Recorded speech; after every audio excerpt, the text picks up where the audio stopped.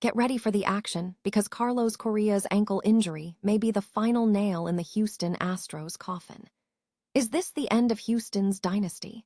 Correa is facing surgery and will miss the remainder of the 2026 season, which sends shockwaves through the entire franchise and raises serious questions about the team's future.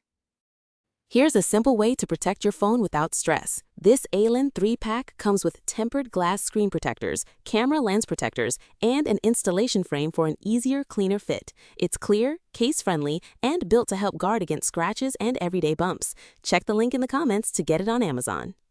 Next up, we dive into the history behind this injury. Carlos Correa's setback reminds everyone of the incredible journey he took, including the complex negotiations and re-signings he experienced with the Twins after falling through with the Giants and Mets, reminding us how teams can shift their perspectives on key players. We shift gears to the minor leagues, where the action is heating up. We look at the recent performance from the Crawfish Boxes, highlighting standout performances like Tatsuya Imai's rehab start and the offensive explosion from the Woodpeckers, showing the promise brewing in the farm system. Finally, we get deep into the data on Yainer Diaz. We examine the underlying numbers suggesting that Diaz is struggling significantly, pointing toward a simple but harsh reality for the catcher, and we'll break down exactly what the experts are advising him to do next. Stay with us for the full story. Noi Dung Kai Tight. The Houston Astros are facing a significant crisis as a string of devastating injuries threatens to end their extended run of relevance in Major League Baseball. The latest blow is the major ankle injury sustained by infielder Carlos Correa during batting practice, which will require surgery and rule him out for the remainder of the 2026 season. This setback compounds a severe injury crisis plaguing the team, which is currently grappling with a substantial number of players on the injured list, including key contributors such as Josh Hader, Hunter Brown, Ronald Blanco, Tatsuya Imai, and Christian Javier.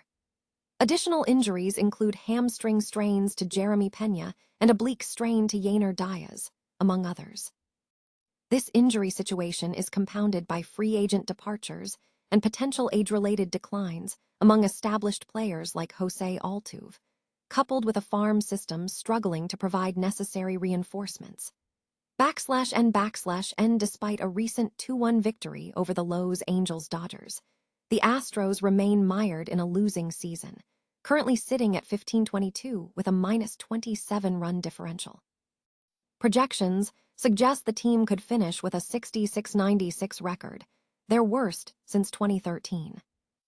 This decline contrasts sharply with the team's past achievements, including 10 straight winning seasons and multiple World Series titles, marking a jarring reversal for a club that has historically been a powerhouse.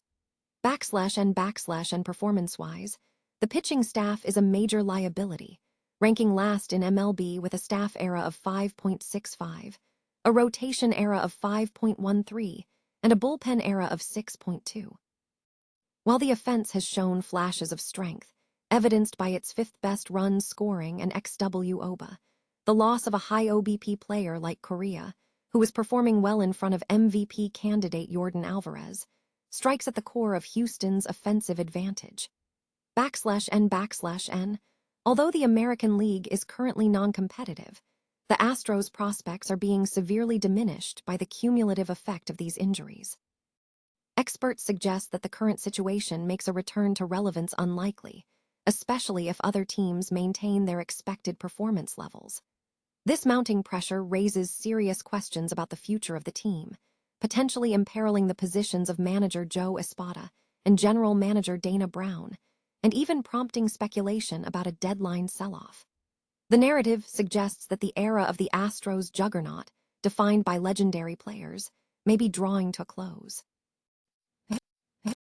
Houston Astros infielder Carlos Correa has suffered a left ankle injury and is expected to miss significant time, potentially weeks or months, according to MLB.com. The injury occurred while he was swinging in the batting cage before the Astros' recent 2-1 victory over the Los Angeles Dodgers at Dakin Park on Tuesday. Correa is scheduled to see a foot specialist on Wednesday morning to assess the damage. Correa's injury has brought to mind the situation with the Minnesota Twins, specifically how the team re-signed him in 2023. This recall serves as a reminder of the complex history surrounding Correa's ankle, which had previously undergone surgery in 2014. The situation highlights past contract negotiations, including failed attempts with the Giants and Mets due to concerns over his physical condition, which ultimately led the Twins to re-sign him to a 6-year, $200 million deal. While Correa is sidelined, the Astros face a significant blow. In 32 games this season, Correa has contributed 1.2 BWAR and a solid .279369418/line. The Astros currently sit with the second-worst record in the American League at 15-22. In the absence of Correa, Jeremy Pena, who has been the Astros' starting shortstop for several years, played only 10 games this season before sustaining a right hamstring strain. However, Pena is slated to begin a rehabilitation assignment this weekend, offering a potential pathway for the team's infield depth. Minor League Baseball action concluded with several key performances highlighted in the Astros prospect report from May 5th. In a game featuring Sugar Land, Whitcomb started strong in the first inning, putting the team on the board with a 2-run home run. The offense continued to find runs, with an RBI single in the third and another in the fourth, though the game extended into extra innings when the Isotopes scored 3 runs in the 10th to take the lead, ultimately resulting in a 7-5 victory for Sugar Land. A notable season statistic mentioned is that Santa has maintained a 1.88 ERA this season. Meanwhile, Asheville secured a victory. The game began with a bases-loaded walk by Brutcher in the first inning, followed by an RBI single from Thomas in the second. Rodriguez took the starting role and allowed 2 runs over 5 innings. However, the offense exploded in the fourth inning, scoring 4 runs via a 3-run home run by Powell and a solo home run by Nunes. This offensive surge continued in the fifth inning with 2 more runs from Frey and Brutcher. Despite the bullpen allowing 7 runs, the team managed to hold on for a 10-9 win.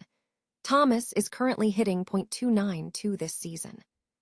The Woodpeckers demonstrated dominant pitching and offense in their contest, winning 6-0.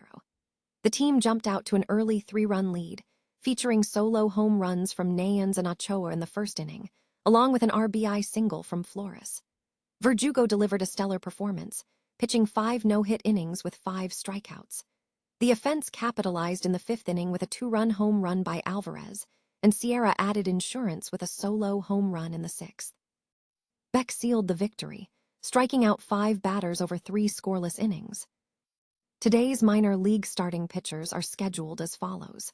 Sugar Land features Miguel Alola starting at 11:05 a.m. CT, Colorado Cricket featuring Bryce Mayer at 11:15 a.m. CT, and Asheville will see Uriel Santos start at 10:05 a.m. CT. The pitcher for the Florida Voyageurs is currently to be determined. An in-depth analysis of catcher Yainer Diaz's performance is underway, examining whether recent positive statistics are indicative of sustainable improvement or temporary luck. Analysts are dissecting underlying numbers versus basic statistics to paint a clearer picture of the player's trajectory. A key focus is the concept of BABIP, or batting average on balls in play, noting that while league averages vary, Diaz's performance warrants close inspection. Furthermore, the report highlights a critical issue identified as isolated patience, a metric suggesting a significantly lower difference between on-base percentage and batting average than is typical for patient hitters. StatCast projections indicate that Diaz has performed better than expected, primarily in batting average metrics, though this optimism is tempered by concerning contact data. Specific concerns include a decrease in average contact speed and a lower hard hit percentage, suggesting Diaz is making softer contact. The overarching recommendation emerging from the analysis is a stark piece of advice. Diaz should stop swinging. While acknowledging his talent for making contact, the quality of that contact is deemed insufficient. The report concludes that without a significant change in approach, The outlook for Diaz to remain a regular catcher beyond the current season remains uncertain, with the potential for a reduced role being a likely outcome.